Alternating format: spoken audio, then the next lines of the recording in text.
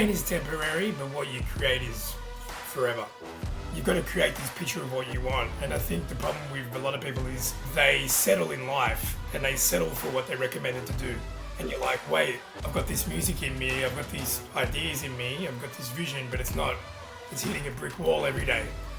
And until you smash the brick wall yourself and go, nah, the vision's king, then you start feeling better. Welcome to Trujectory, the podcast committed to helping you align with who you really are, your true self. The one who is so comfortable with their uniqueness, so in love with life, and so effortlessly able to manifest everything they always dreamt of. I want this podcast to be a resource to help you jump into the driver's seat rather than continuing as a passenger in your own story. Let's understand why we choose to hold ourselves back so we can shed the lies that we've programmed into our minds. We can heal the root causes and step into the epic human that we know we can be. If you're ready to start aligning with your trajectory, let's do it.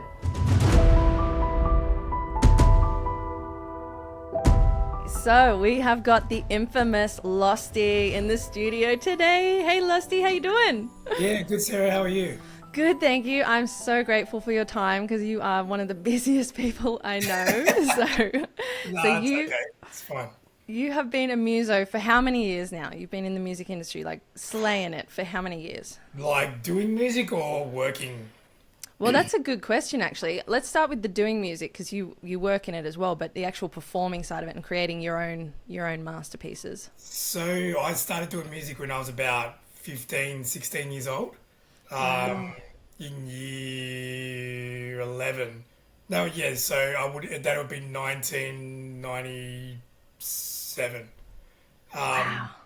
Yeah, so I started my first band with a guy across the road who played guitar, and my goal was to be like a singer, and I couldn't sing, and I listened to like rock and rap, and so yeah, I kind of turned to the rap. And I did a poetry class in year 10, which I wrote my first raps in, which I didn't know were raps. Yeah. In 1997, I got this urge to start a band. Like it was the most important thing in the world. So I grabbed a guy from across the road and some other guys from school, and away we went. And working, so I was a DJ at Blacktown Ice Rink when I was in like year 10 at school. So that's like 95. Yeah, that was my first paid gig, which was really weird because I was just a kid, but I was DJing there on a Friday night. That's wicked. At the ice rink. I love it. Yeah, it was my first exposure to like emceeing, like hosting, DJing. And then out of school, there were like like the first but the way it kind of kicked off professionally was there was a magazine, a street press called 3D World, and it used to be like the Bible for like hip hop and dance music. So you'd pick it up every week and it'd tell you all the gigs and where to go and what to do and what was going on and all the ads for all the different things. And there was a thing in the classifieds in the back that said MC wanted, and I applied for it. And I was the only one that went for it, and I got it obviously because I was the only one. And then that's what opened up the dance music world to me. Like if I didn't go, I was 17, about to turn 18. Yeah, so if I didn't go that day, my whole life would be different. That's like incredible. literally probably the most important day in my life. Like up until that point, like as far as going with the theme of your podcast, trajectory, like yeah.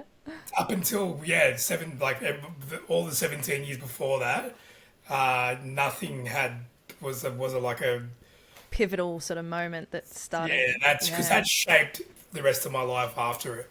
That's sure. incredible, and the timing of that, like before the turn of the century, I love that, and also. I mean, hip-hop wouldn't have been that big in Sydney, right? Or was it bigger then? Do you feel like, what do you think is the difference between the industry now and then? There just didn't really exist. We had a few rappers. So Death Wish Cast were like my idols because they did graph and they obviously rapped. and they did breakdancing, and like they were the epitome The of whole hip hop. There was package. another guy called Mass MC, Hijack and Torture. Um, they were the kind of Sydney guys that we knew about. But yeah, but it was so um, what's the way to put it? Like uncharted territory, you Yeah. know. And that's kind of why I ended up in the dance thing primarily, is because that's where the opportunity was. Yeah. I didn't even like dance music, to be 100% honest. Like I wasn't really into it, but Yeah. the opportunity was there, and you know, my thing was I had this really strong instinct that I didn't want to work a normal job. I wanted to do music. I wanted to be a rapper or be in a band. I didn't know how I was going to do all these things, but I just didn't know that I was. All I knew was I'm not going to work a 9 to 5, and I'm not going to, like, because I don't fit in. I knew from a really young age I don't fit in. I don't, like, I had this state of maybe that's what caused me to start the band, was with that urgency, was this panic that school was nearly ending, and I didn't want to do any of the things that were getting recommended to me to do after it. So Yep. it's like a create your own journey book. You know those books you read when you're a kid. Yep. Yep. Yeah, one of them. So yeah, Wow. hip hop was it was very vast. It was very, no, I mean vast as in big, as in like it felt like everything was miles away. And it was basically, it's kind of funny because my mate Forte has been doing a lot of podcasts lately too, and he's been talking about our early days together. And he used to come to my place with downloaded instrumentals that he got on dial-up connection because we had no other instrumentals. Dial up. Love it. Yeah, and we used Yep. to use the karaoke thing on my stereo and freestyle. And like I taught him the freestyle, and you Wow. know, like it's funny because you know, like he's probably one of the most influential street rap MCs to come from Sydney now, like all these years later. And I was the first rave MC in Sydney. And it's funny, we lived like 2 streets from each other. So like two of these guys that did so much lived like that, you know, Like like now today, you mean now you live that close or you no, did no, back no, then? at the Back time, then. you know, Yeah, like then wow. we were like, you know, so we were some of the only people we knew in the area that did what we did. You know, there was just Yeah. no other rappers to talk to and to do stuff with. So yeah, it felt like a really big world, but that the people involved in the world were like islands that were far away that you are unobtainable to even talk to.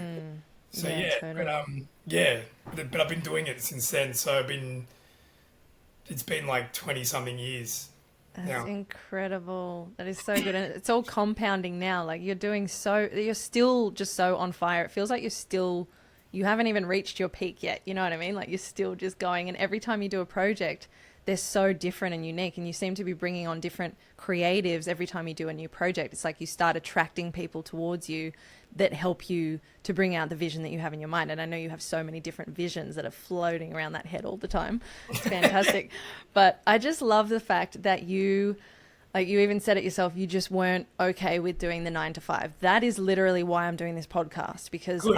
when I first lived in Canberra, I'm living back here now, but when I first lived here when I was younger, I fell into the fear of, you know, everyone around me telling me you're about to finish school, you got to get a job, you got to figure it out. And I worked in the government for 7 years and really was the lowest I've ever been in my life. And I was like, well, there's Yeah. nothing to look forward to. Is this really what life is about? It was awful.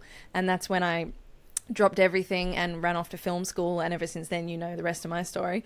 And Yeah. I've been doing that ever since.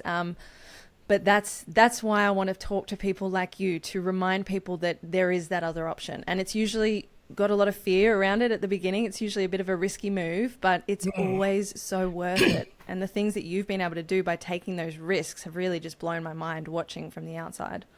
Well, pain is temporary, but what you create is forever. So I love that. I love yeah, it. like once you create something, no one can take it away from you. You know, like even this bottle of ginger beer, like once it's created, I can smash it, I can, you know, whatever. But once it's been there, it's existed. Yeah, like one of my good friends, Bev, she was my manager at a home nightclub. She when I was working there, and she managed the band I was in for a while too. And one of the lessons that she taught me was 100% of nothing's nothing. So if you don't bother, if you don't try, and if you don't give it a red hot go, all you'll have is envy and regret and sitting on the sideline, and like, so you've just got to give it a go. And the problem, especially those early days of rap, like we said, there were no rappers, so guys like me and Forte, when we were young doing it, we looked crazy. Everyone thought we were crazy. Everyone, all the people we went to school with, all um, friends, family, everyone, you name it, would look at you just like, what? You're gonna do what? Like, but I got a line in a new song that's on my album, and I said, no, nobody got the vision then, 98 kid, except us the Westies, Westline, bitch. You can swear here, it's fine. Yeah, well, like but it's not saying bitches into a woman. Yeah, It's no, it's like, bitch. yeah, Like, it's like, exactly. like in your face kind of thing. But that's like no one got the vision then, like, and I think it's I'm a big Arnold Schwarzenegger fan. Look at your t-shirt. Yeah, t-shirt. He's all over the walls. Like, but, I love it. yeah. So, and one thing I've learned from him is it's all about a vision. You've got to have a vision. You've got to just say. You've got to create this picture of what you want. And I think the problem with a lot of people is they settle in life. So they go through school and they settle for what they're recommended to do. So that leads to a life that's at the start looks like it's got meaning, but really, like, in the long term, like you found with your government job, like you get very empty very quick. And you're like, wait, I'm a creative. I'm supposed to be creating. Yeah.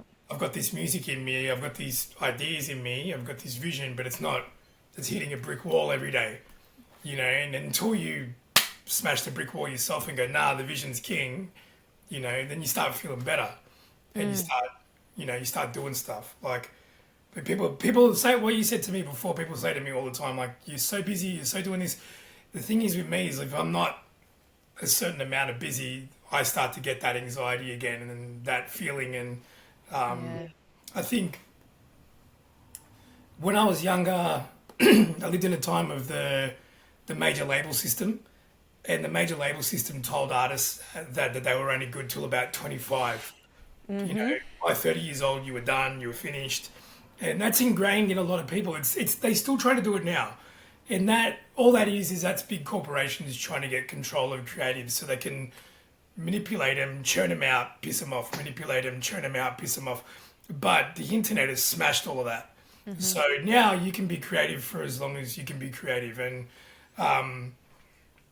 I believe as long as anyone will book you, keep going. As long as you can still draw with your hand, keep drawing. As long as you can still rap or sing or paint or whatever, for as long as you can still do it, and do it for yourself primarily first. I think they're the best intentions that create the best long-term work and the best long-term outcome.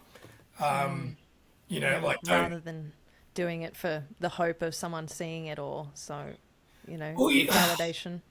Every time I've tried to follow a formula that either I thought was going to work or that like a manager or a friend or collaborator or anything that's just said, this is the way to do it to be successful.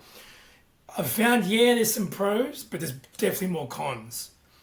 But I've found more as like the times when I've gone, I just want to rap, ended up being a rapper. Oh, I just want to do graffiti art, and then I'm, doing murals and teaching kids and making money off it, and like, so it all just starts with that genuine idea and love for something that you're interested in.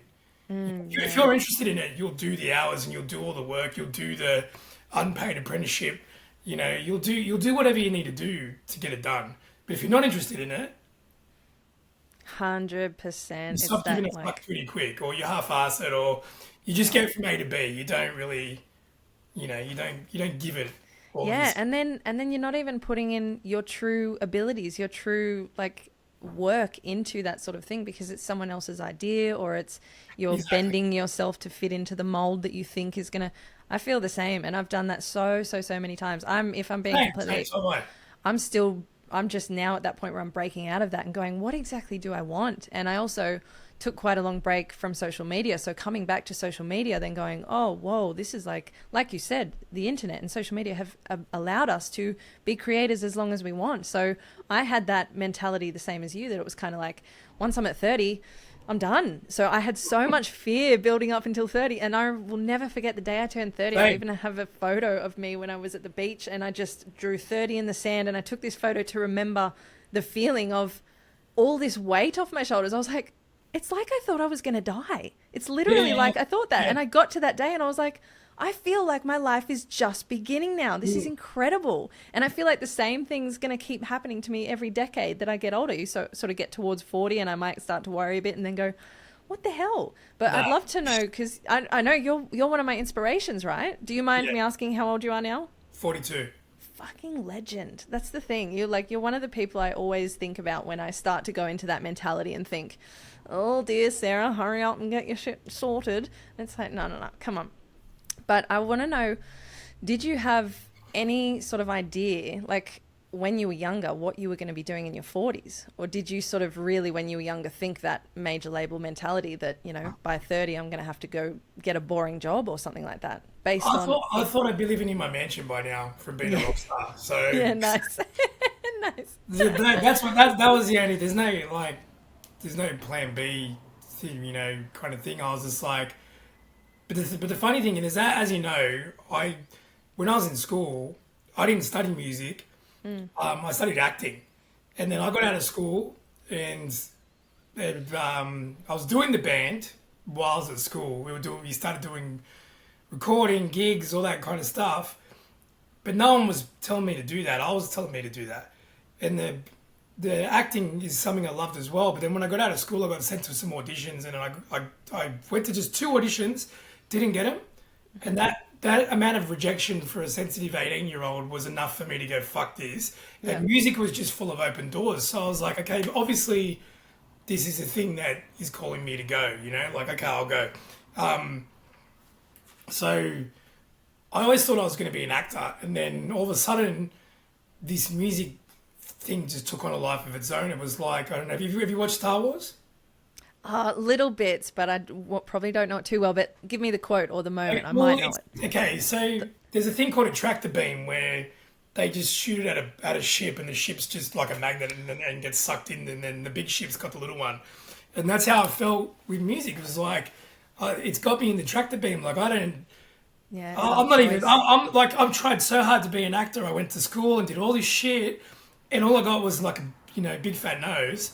And this heartbreak and rejection. And because I grew up with not much money, like when someone goes, if you get the job, you'll get this much money, it'll change your life, and then you don't change your life, you feel like a fucking failure. And then there's this other thing that you never planned on with the tractor beam, and it's just pulling you in, and opportunities are coming, you're making all these new friends and all this, like these new experiences. Like one example is I never caught a plane in my life until when I went on for my first gig to Melbourne. So and when I got on the first plane, I thought I was going on an international flight. Like, I was so fucking excited. Wow. I looked out the window the whole time. So like, this is what I mean. Good thing you got a window seat. Thank you. Yeah. Well, I had to fight for it, but it's what I'm trying to say is like what you plan and what happens are always 2 different things. Like, if you want to make God laugh, they say the quote, make plans, so it's, my vision was just, I'm going to be a rock star in my mansion by 40. Like, I didn't even think about it. I thought it was so far away. But as well, I did have those thoughts where, you did hit the nail on the head. I did think, okay, well, I wouldn't be doing music by 40. I'd be retired from it. I wouldn't be, I would have had my career by then. But that's that old major label brainwash, So yeah. 100%. So what are a couple of highlights other than the plane ride? You've played some huge shows. I mean, just some of the photos that I've seen and the footage that comes out of these performances, festivals and stuff like that. What are a couple of moments that you're like, I'm going to remember those moments when I'm like at the end of my days? I'm going to look back and go, whew, they were some big moments. A lot of them are behind me. So I've got... Oh, cool. I frame like there's Wu-Tang, Uh, What? that Wu-Tang one there. So there's Naughty by Nature below it. Seventh So Century. wait, you opened for them? I opened for Wu-Tang. I opened for What? I Wu-Tang didn't even know twice, that. and What? Method Man and Redman and Raekwon. So I've met every, and they're all that shit signed too. Oh, Those things. wow. So I've met all of them except for ODB, which is he's passed away in RZA. So literally met the whole fucking Wu-Tang. Wow. Naughty by Nature was like my high school shit. House of Pain behind me, like Jump Around's still my favorite song in the world. So, and I love Everlast. I love DJ Lethal and Limp Bizkit. I love the group as a group. So to open for them, to meet them, Draft behind me as well. One of my favorite Aussie hip hop guys. But I suppose, like, aside from all them, when I made a promise when I was at Sydney Olympic Park at a big day out, and it was probably 99, and I was like, one day I'm going to be on that stage. And I said it to all my friends, everyone that was around me, and I got to do that last year. I got to be on that particular stage. Like, I've done everything in Olympic Park you can imagine. Olympic Park's been very good to me over the years. I've done so many gigs there, but the one stadium stage has always eluded me till now. And then last year I got to do it, and that was 65,000 people, and I got to do it. And that was probably one of the biggest ones because, like, rap-wise, I made the promise, and that just shows to anybody out there like yourself, where you say, oh, you know, times and of the essence. Man, that took 20 something years to get on there. And I could have stopped at any time. I could have stopped after 5 years, 6 years, 15 years. I could have called it a day any time before that, but it took that much time. So it took literally like 21, 22 years.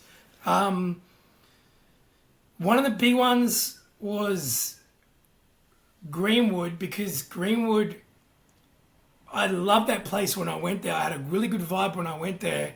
I just wanted to get a gig there. I got a gig there. I got residencies there, helped run nights there. But I actually met my wife there. So I say that in this new song that's on my album. I'm like, if I never wrapped at the Greenwood and met my wife. So if I never wanted to be in that place, Yeah. you know, I don't know if I ever would have talked to her that day. You know, and I only said it like I only just talked some shit to her that day. Like, but it planted a seed for the future. So that's probably life-wise the biggest kind of musical life crossroad. You know, another, like, behind me here, behind the mic, Ice Cube, like, meeting him, like, he was one of my big idols when I got into rap.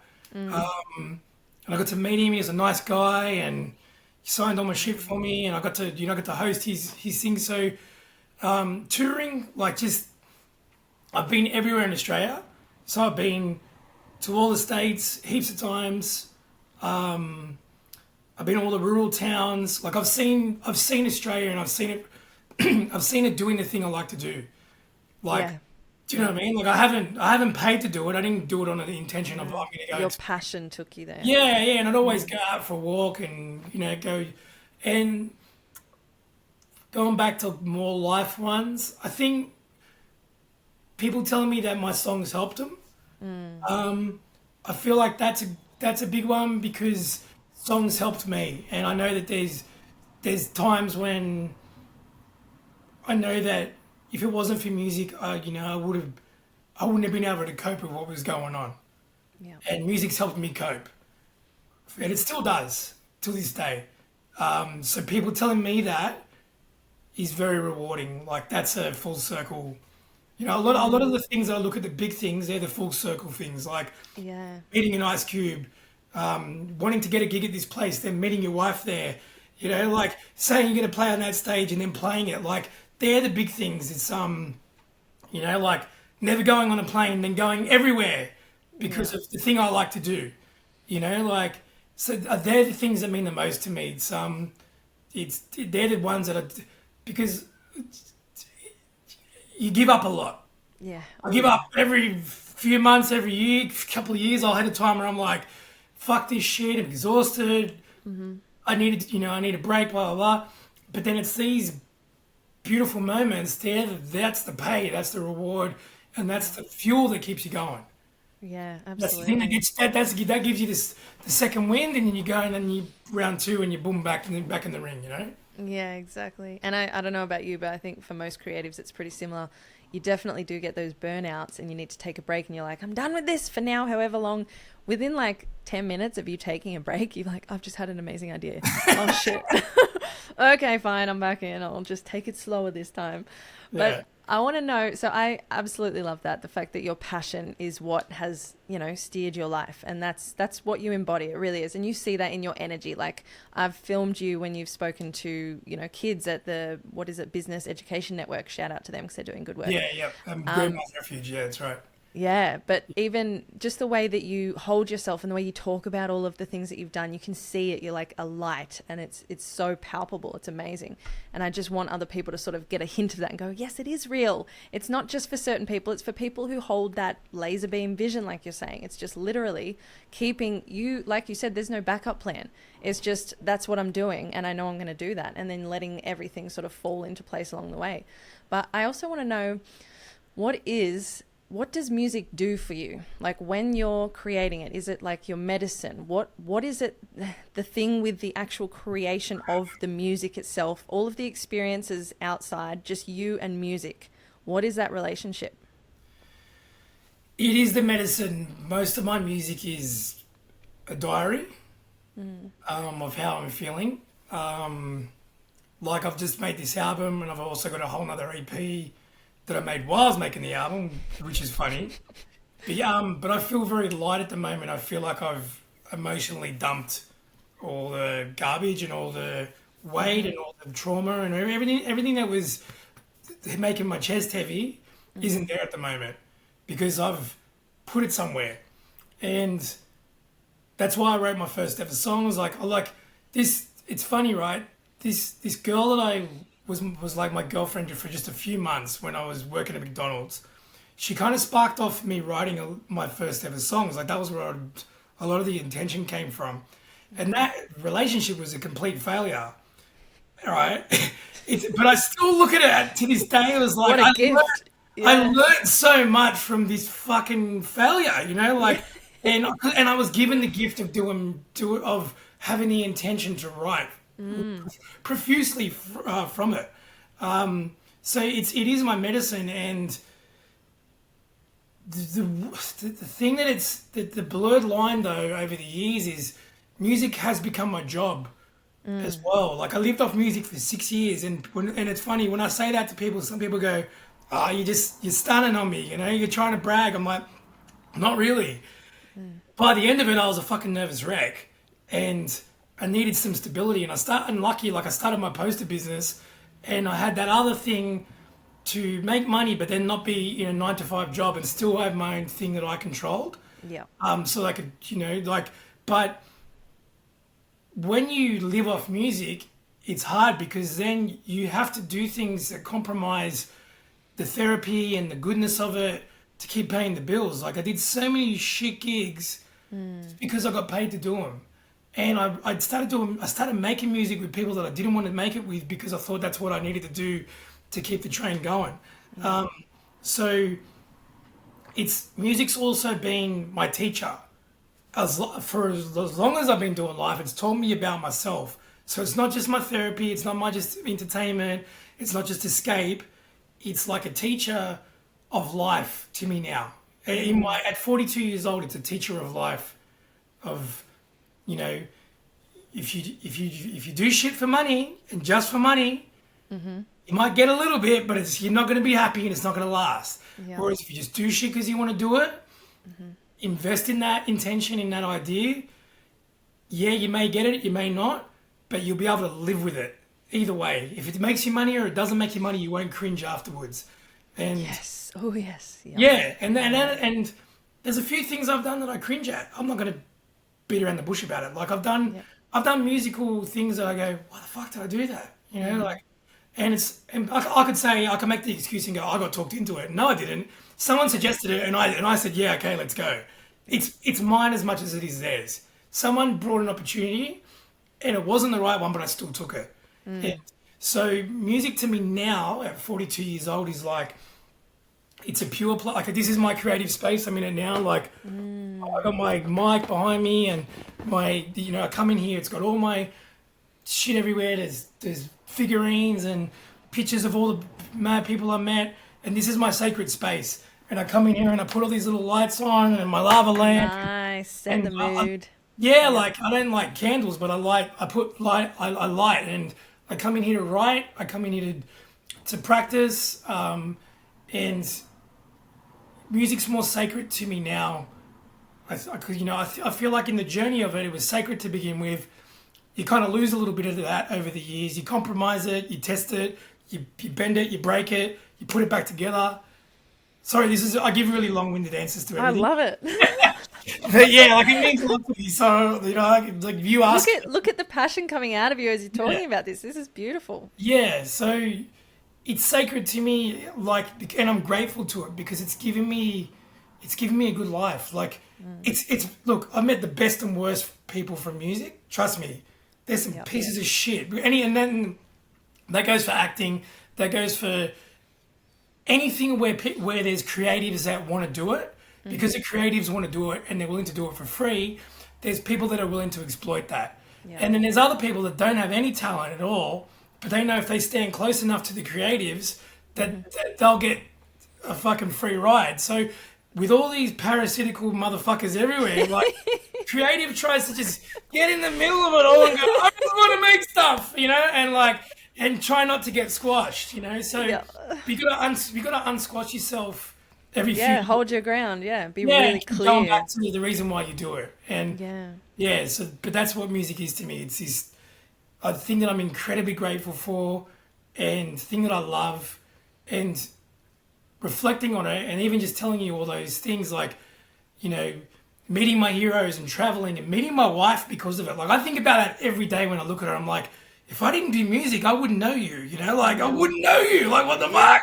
This wouldn't exist. I'd be married to someone else, 100%, because we wouldn't have met. No, exactly. Even when we started talking and dating, we met at the Urban Music, we started talking at the Urban Music Awards, and then we started dating, and then we started talking even more when she worked at Home Nightclub when I worked there. So, that was another place that I just wanted to get a gig at. And but that way, and when I think about it now as well, I may have spoke to her at the Greenwood, but I started talking to her, conversating at Home Nightclub, which I worked at for 8 years. And so that's what built the foundation of that's what built it, connection. yeah. And then once I got a green light, I was just like, all right, I'm going to just ask her for a date, man, Home Nightclub, that place has been so fucking good to me. The people there, Sophie, her mum, Simon, Bev, who worked there, all these people have nurtured my creativity and have, Home Nightclub turned me into a touring musician and a working musician. I wouldn't be living, I couldn't live off music till I worked there, and never traveled till I worked there. And then I built the foundation for knowing my wife there. So if it wasn't for that fucking place, who am I? Home. And it's home, literally called home. Yeah, it's seriously. Yeah. So, it's such an institution, that place. That's got history. Home. Oh, it's the place to be. Big time. That's crazy. Oh my gosh. I love how much passion you have about it. I want to talk about your new, is it the album or the EP? E.I.E. and why it's called that. Because all of the things that you're talking about, I want to know if you're just one of those people who sort of manifest without even knowing that they're doing it, just because you're so focused on the vision and you laser beam focus, you push everything else out of the way and you attract the things that you need to help you get there, because I see you do it. Or if you're aware of it, because Energy is Everything is the name of your new everything other way around. Everything is energy. That's right. It's the same either way you say it. Yeah, it's so true. But this is what we are, right? We're energetic beings, and we're attracting other energies based on the vibrational frequency that we're at. So I wonder, do you ever look into any of this sort of stuff, or is this just a natural gift that you have? No, I look into it. I meditate. I'm really into watching videos and reading about it. One of my favorite books is The Power of Intention by Wayne Dyer. Beautiful. I've read that book 4 times. My mate George G Wizard, he's a DJ, got me onto him, and that book is one of the greatest gifts I've been ever given. Power of Intention, is it? Power of Intention by Wayne Dyer. He wrote it after he broke up with his wife, and normally, like, you see a lot of artists do a great album when they're heartbroken. Like, this was his great album, but a book. And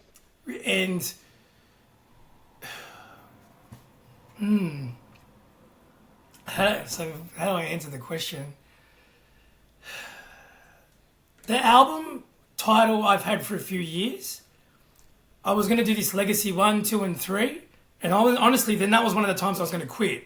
And I was like, I was going to do 1, 2, and 3, and then quit.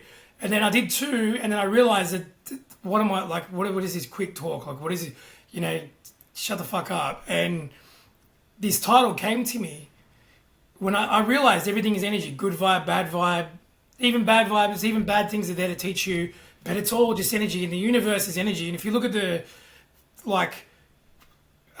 cover, it's an energy ball in space. And it's funny because without AI is what we did it with, but without AI, I don't think I'd be able to get the vision that's in my head that's there.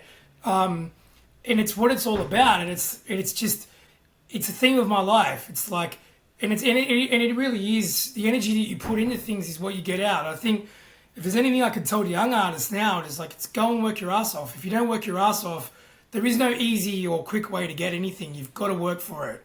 And you've got to put the intention in, you've got to put the time in. You may or may not get paid at first. You may not get paid ever. But are you happy or not? And that's the good vibe. So, but yeah, as far as manifesting goes, I've been big on goals, setting goals. I've got a goal. I'll see it. Love I goal got setting. this book. I picked up this book a few years ago. Randomly, I bought a few for a couple of mates, a couple of friends that I thought could use it at the time. And, but I was always writing goal lists before that.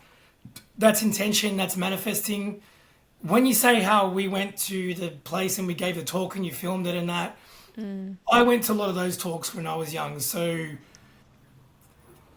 the fact that I even get to do that once in a while is a big thing for me, because I think that's something that you don't learn in school. No one says to you at school, you should set some goals, you should do an action plan, you should set some small ones, some big ones, and then you should just go crazy and set the most wildest one that you want, right? And going back to what I said before with settling, I think this is the problem with a lot of people, is they just settle, and there's no intention, and there's no goals, and there's no manifesting, because they're not taught how to do it, and then they're also told that, oh, that's mumbo jumbo, that's fucking... It's not real. It's it's just it's what 100%. hippies do. Like, it's very scrutinized in society. But like, if you look at any great person, the chances are that they've tapped into this tool, this ability to work with the universe, but they didn't know it. That's the thing. And like what you said at the start of the conversation about attracting the right person. So the guy that did most of the album, Ben, his name's Ben. His DJ name's Firelight, and his hip hop AKA that he's using for my album is Goose. I met him at a rave, and at a time when I'd given the raves a second chance, because I got disenchanted with him. Then I got a promoter called Pete, who does HSU, which is the really, really big ones, talked me back into coming. So I'd listened, I had an open mind, and I did.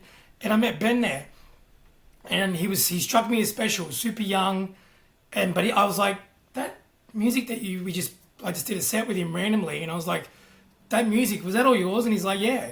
I was like 90%. And I was like, whoa. And I was like, we have to do something together. And then it took a little while, and then once we got into it, like, it's just track after track after track after track. So like, he does half the album, he sings on nearly every song.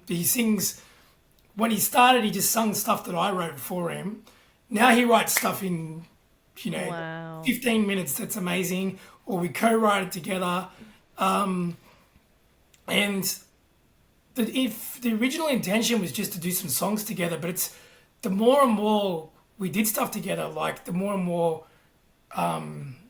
this kind of telepathic, symbiotic thing started grows. boosting each other's creativity and linking. Yeah. And his energy is different too, because he's 22 years old, right? I'm 42. I'm 20 years older than him, right? But what's weird is he lives again, the two street theory that I have in my head. He lives two streets away from the first house that I moved out and lived in when I was 19 years old, and I moved out to that house to get better at rapping because I made too much noise in my home when my parents couldn't cope with it. Everything It's changed. like a vortex. It's like a vortex of energy you've planted in that home. I believe in the Creating- vortex. I believe in them. Home nightclub's a vortex. Oh, yes. Oh yeah, like they're everywhere. These spots, right? Oh man, you don't even know, right? And but he hasn't got the worn down or jaded energy that a lot of guys my age have. Yeah. That I have sometimes. Yeah. That I'm only human. But That you know I get. you know what's really amazing about you though is that you don't have any of that. Well, I can't work with this guy. He's 20 years younger than me. I don't want to do that. Like the fact that you are open to working with anyone of any age means that you are open to all of these new perspectives, and it's opening so many doors for you. And it keeps you younger as well. I love working with younger people. And I thought when I was getting older, I thought I'd be, well, maybe they'd be wanting to work with me or something. But I'm like, no, I want to work with you. I want to tap into your vibes. Like this is incredible. Of course, because they bring you back to the reason you started, right? Another one of my mates, Option, Dylan, like he's the same. Like when me and him started working together, like he's just turned 30. So it's not as big as an age gap as me and Ben, but it's still an age gap, like by 12 years. But I can sit there and talk to him for hours. Like, and the thing is, they bring that new energy and lust for life to the table, but you bring wisdom to the table. Yeah. So there's a really good mentor ship where both people, like a two-way mentorship where you learn from the young and the young learns from the old. Like going back to Forte, I taught Forte how to freestyle, but then after I did my first EP, he was one of the only people that was honest with me about it. And I go, man, what do you reckon I could have done better? And he goes, you need to do multi-syllables. And it blew my mind. Like I was like, this guy that I've taught so much to about rapping, like you got to learn your raps better, you got to freestyle, you got to take out a couple of words and make it less cluttered. Like I gave him all these little tips, but he gave me one of the biggest things that evolved my writing ever. So, and that's the way you got to look at all these young energy, old energy things is you got to be always willing to learn. I believe there's such thing as overlearning. Like it happens a lot with my actor friends. Like I don't mean overlearning, I mean maybe overschooling. I think if a lot of my friends that have gone to acting school, even people that I know that have gone to like music schools for 2-3 years at a time, I think they get over indoctrinated and their expectations get so big that they put on their shoulders when they leave. That's why like so many of those people quit after like 6 months because they don't realize it might take 5 or in my case 20 years for some of those goals to be reached. Just because you went to school for 3 doesn't mean anyone's going to give you shit for the next 3 years. So but like my album is unintentional energy as well. Like I didn't mean to write this album, but it just kept happening.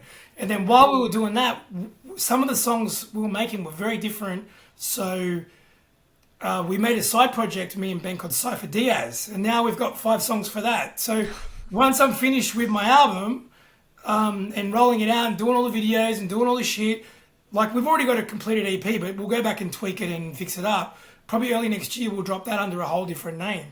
But to another long-winded answer, like I have intention with everything, but I'm also not a fool to think that everything's going to go. Yeah, you're not controlling it. Nah, because I think if you put expectations on yourself, and I have in the past, and I have like put myself in a box in the past, and really, God, it has to be this way. It never is. Yeah. So you got to let it go. 100%. And you know what, in terms of letting go, something you tapped on much earlier that I just want to ask your advice about is we're talking about, when you came up in the music industry, everyone thought you were crazy and obviously were judging. And even as we're talking about manifesting and meditation and stuff like that, and a lot of people still, most of my life up until I was 31, I thought all that stuff was woo-woo as well. I thought it was a bit batshit crazy.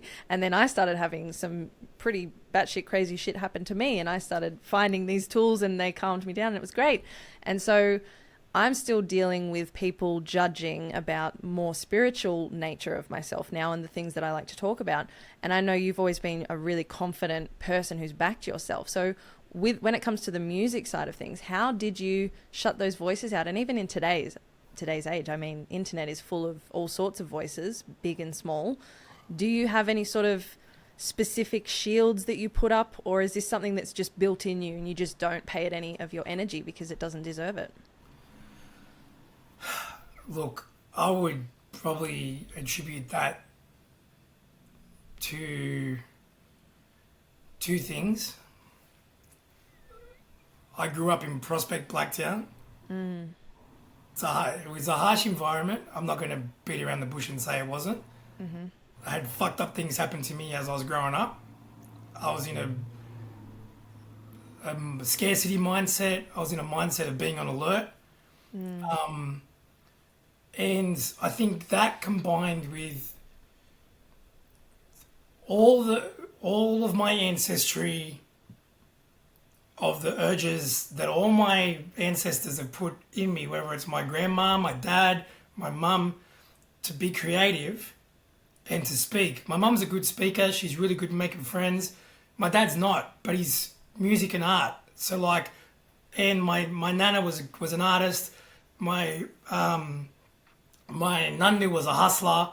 Like it's all of them. You are like people forget who they are. Like they forget that these urges come from somewhere, right? My daughter draws and all the time. Like kids have got so many distractions now. They got TV, YouTube, Netflix, toys, games, blah blah blah. She still wants to color in and draw. Like that, you can't stop her. So good. Like I've got her drawings all in here. Like my son doesn't want to draw, and like he likes soccer more and stuff like that. But so I don't push him to do it. But she does it, and I don't push her to do it either. Yeah, but she does it, and I think that's turning off the voices was more like it's almost like survival, because I used to see like factories or boring looking jobs, or no, it's no diss to anyone that works in a factory at all. Like I've worked in factories, and some people are satisfied with a same sort of job. So that's everyone. That's right, but that gave me anxiety, and I was like, I don't know how my brain's going to cope doing anything I don't want to do. And like sometimes I've had to do that. Like I've had lots of jobs, but then I was like, so blocking out the voices is hard, because I had like my high school girlfriend fucking rubbished everything that I was doing. And I loved her.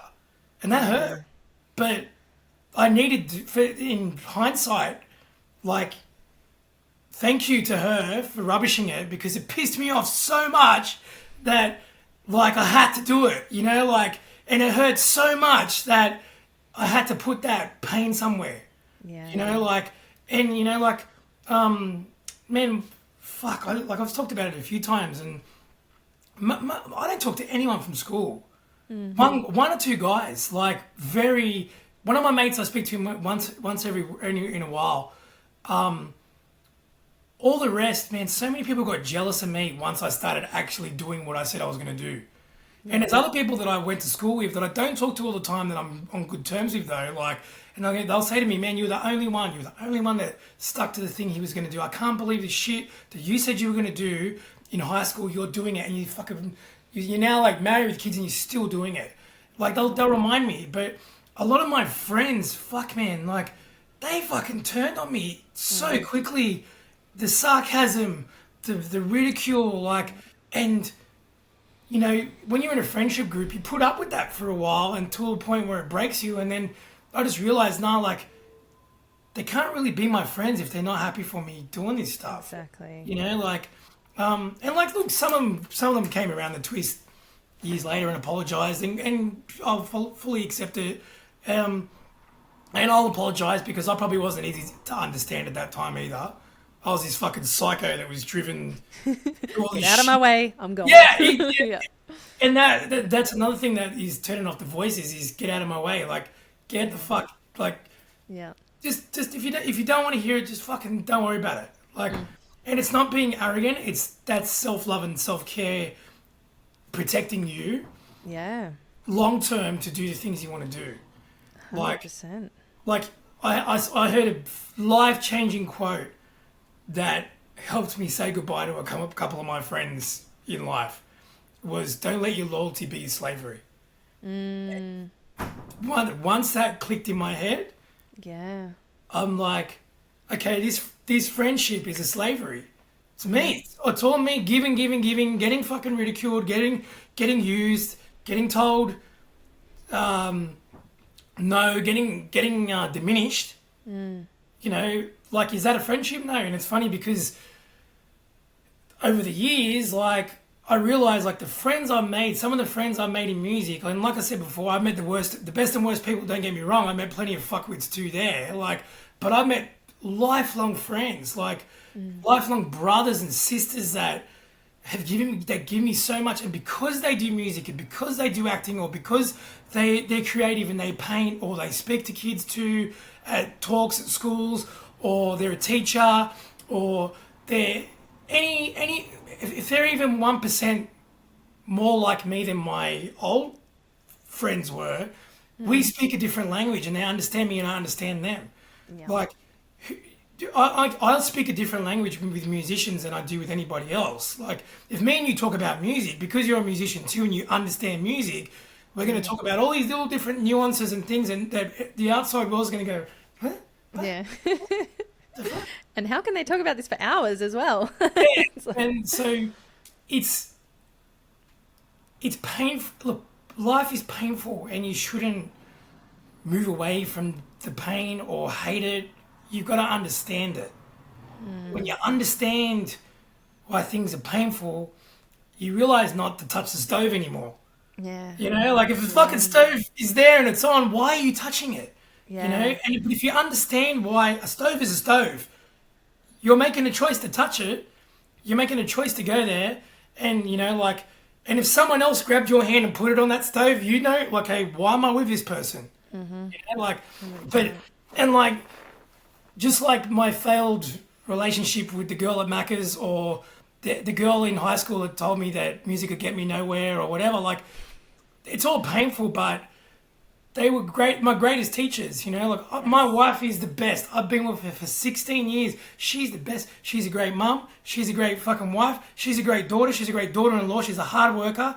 I had to fail at so many relationships to find this good one, you know. Like, so I think you've just got, I mean, even meeting her, well, I set intentions. I was not happy with relationships. I've been in so many shitty relationships where it was their fault, it was my fault. It was their fault, it was my fault. I wasn't winning either way. I couldn't blame them, I couldn't blame me.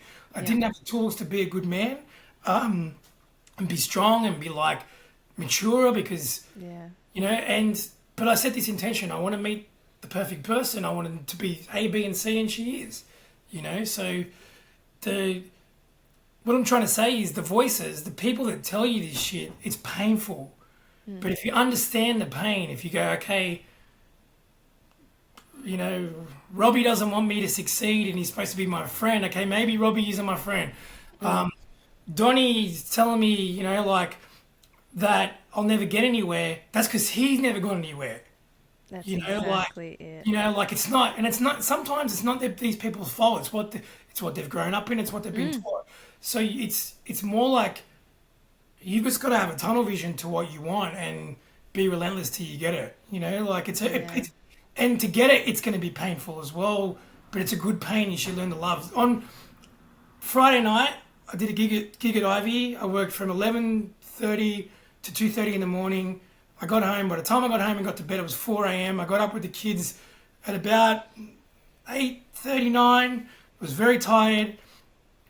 I dropped them off to a party.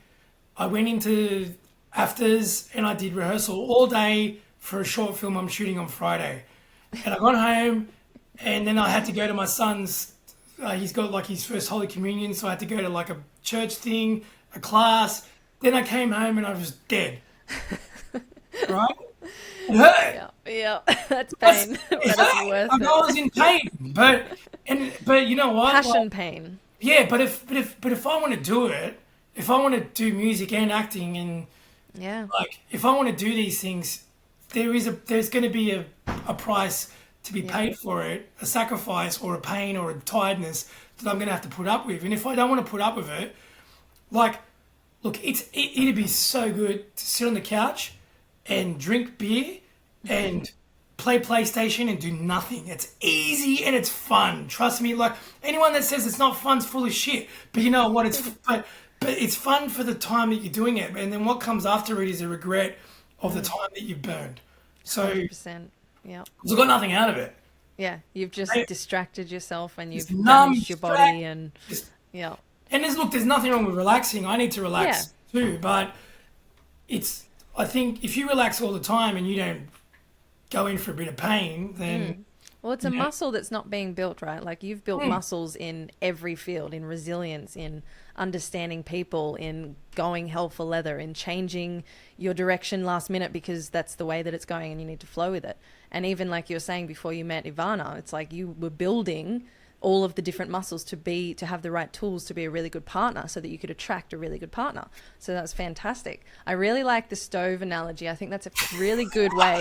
It's a great way for people, especially creatives, who have people who might be saying negative things on their posts, which hopefully it doesn't happen as much as it used to anymore. People are getting a bit more woke.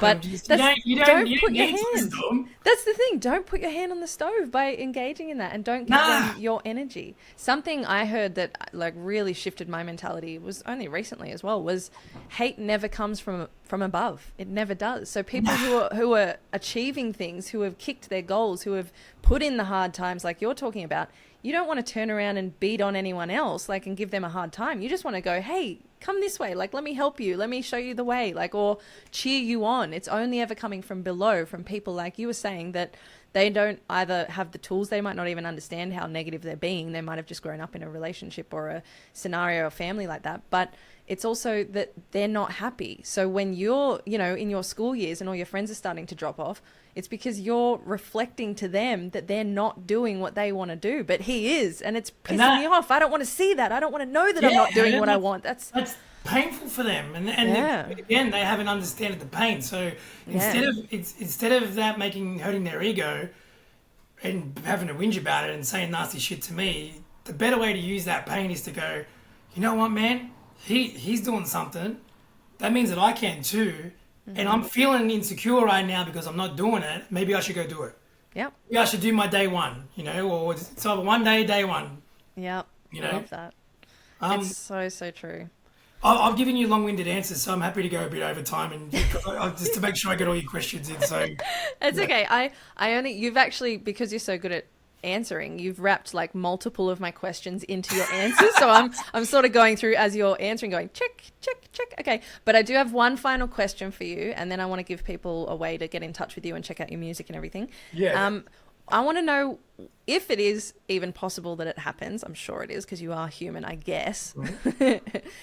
What happens when you have a really rough day, when you just don't have that motivation, but you need to go and record, you need to, get to work that day, you need to drop the kids off. It's not just you, you've got a family and everything. What is it that you can do to sort of shift your energy to go, I'm ready for this, let's fucking go, rather than wallowing?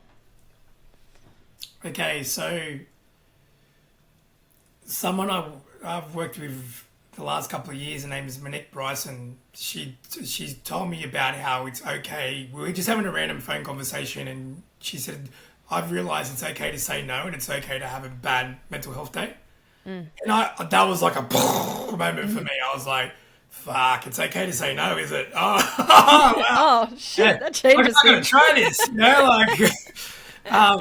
you've done like 20 years, not saying no to anything. But, and it's finding a balance of knowing when to tap out and have a rest, but not doing it for everything. Because there's going to be times when you don't want to do things and you have to, right? And you should, and a lot of the times when things are uncomfortable or scary, it's normally a good indication that it could be good.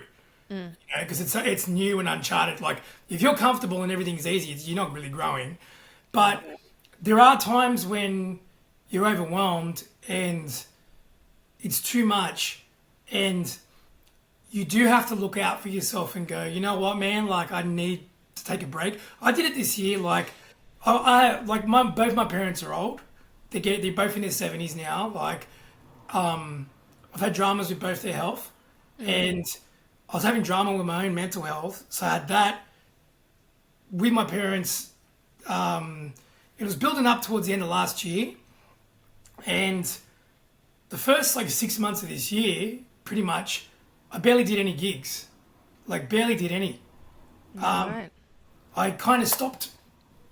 I spoke to Eric, my amazing boss at Ivy, that has my residency there, that employs me, and I told him, I can't do this at the moment. And then I told everyone else as well, and I had a break. And it financially hurt, but it was the best thing for me. Like, it was sorry, my phone's ringing. It's okay. It's ringing a few times, but I'm just like, it hurt, but I realized I needed to do it, and I did NLP therapy at the end of last year, which helped heaps Amazing. because I felt like my brain was breaking. Yeah. And I think if you switch creative disciplines when you feel overwhelmed, like, I don't get to paint and draw as much as I want to. And so if music or acting or any of these things is getting me down or overwhelming me or, destroying my life for the moment, I'll go and just turn to that because that's for me. Yeah. Like, go on my book and I'll draw, and that's for me. I'm not selling it. I'm not giving it. I might put a picture on Instagram or something, but I normally do what I'll ask my kids who watch what I draw, and then they'll tell me. But yeah, like I meditate. I try to have a break. Go, me and my wife will go away for the weekend when she's very busy too, so we'll go away. But it's having breaks, saying no, recalibrating, re-energizing, being honest with yourself. Like, am I not sleeping enough? Am I drinking too much alcohol? Am I whatever it is? Am I drinking too much caffeine? Could be. Am I eating too much shit food? Like, and returning to the reasons why I do things in the first place, and then I come back to life. That's But great. it all starts with just saying a polite no. Yeah. I realize you've got to explain yourself too. You can't, like, I try to be a big strong man about things still sometimes, and tell people it's one thing when it's another, and like to try and hide my vulnerability. But just tell people, man, like, go, hey man, I'm not doing well at the moment. I'm overwhelmed. I'll promise I'll come and do this with you later. But right now I've got fucking too many things, and I need to balance again. And once you get your balance back, you're fine. Yeah, well, You'll be you've got good. a whole reset. I do love that, though. It's so important, especially for men, for everyone, but I think especially for men, being willing to be more vulnerable and realizing that vulnerability is the most courageous thing you can do. It's not like the opposite end of the spectrum where you're either full of courage or you're vulnerable. It's like, no, what act of courage doesn't require vulnerability to do it in any situation? So making that more of a normal conversation as well, I think, is so important, especially with your kids. I'm sure they're going to grow up in a much more healthy mindset and understand that they're capable of so many things. Having an artist as a father, that's huge. Like, I think that's fantastic. They're one of the things that keeps me doing it, because I realize, like, my kids think it's cool. So if Yeah. I don't want to stop. I don't want to stop being cool, that's for sure. Like, it's really hard to make kids think you're cool about anything. That when you're is a very parent. true. It's basically the fucking law of the house. So, but my kids have recorded music in here with me, and but they think it's cool, and like I got these hats made. Finally, I did a hat after years of doubting myself and thinking no one would buy it. When I got a hat made, pretty much sold them out. I got like 3 left or something. Yeah, I want one. Hey, you can put have one one. aside for me, I'll buy it. But like, we went to like the zoo and they wore the hats. They wanted to. They're like, and then they're like, you got to wear yours as well. And then like, so we all wore the hats, and I'm just like, and they just said to me in the car, they go, "This is so cool. You're the coolest dad." And like, that's the best payment you can ever get. Seriously. Yeah, like, so like, you realize, like, you just being yourself is the best version of yourself. And like, if I'm stressed and unhappy, you see when you have kids, that comes back to them. If you're grumpy and shitty, they cop that. You know, they cop the short-tempered, you know, not present version of yourself, and you check yourself and go, I don't want to give them this. Like, same with your partner, same with your friends, like, same with your work colleagues, like, so, and you're right, men do need it. Like, I think men are more being better about it than we've been in a long time. And more men are going to talk, be vulnerable, talk about it with other men that they trust. It's like a safe environment. You don't want to just tell it to anyone either, because some people will just go and gossip about you too. And that's what I think a lot of people fear about opening up, is like, I don't want to open up because if I do...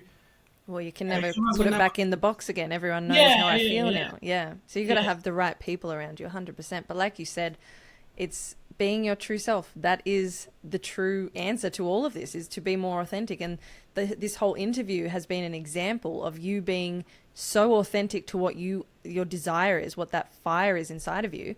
And like you said, it's come from all of your ancestral lineage. It's come from all of the things and all of the people and all of the experiences that happen to make you be you at this time. And you have all of these abilities, and you've listened to the call rather than going, oh, that's not what most people are doing, I'm going to play it safe. You went, no, there's this fire in here and I can't put it out, so I'm just going to roll with it. And you've created such a beautiful, beautiful life. I'm so happy for you, brother. And it's so good to talk to you. I could talk to you for hours, but I'm going to have to go. And I know you've got to go as well. But before we go... It's been really enjoyable. Thank you. Oh, you're so welcome. Thank you. Honestly, I love real talks and I love real people, and you're such an inspiration to me. And keep one of those hats aside and let me know how much it is. I want one. Anytime. All good. How can people get in touch with you? What's the best way? Probably like just the easiest ones is Facebook and Instagram. So Facebook's just the Losty page is /MC Losty, and Instagram is just Losty_official. I'm not on anything else. I'm not on TikTok. I'm not on Twitter or Snapchat or any of those things. So if you see me on there, it's not me. Don't bother talking to the robot or whatever it is. Yeah. I'm creep. Or whatever, weirdos fucking us cloned my identity, but your shadow self. Yep. Yeah. So just but they're the best ways. But YouTube as well, I use that. I stopped using it for a long time. I'm using it heaps again now. So awesome. Yeah, probably the three things. If you just search Losty on YouTube, you'll eventually find me, or Losty MC. But yeah, that's the best way to check out what I do. Amazing. Well, thank you so much for your time, bro. Very And welcome. I'll talk to you soon.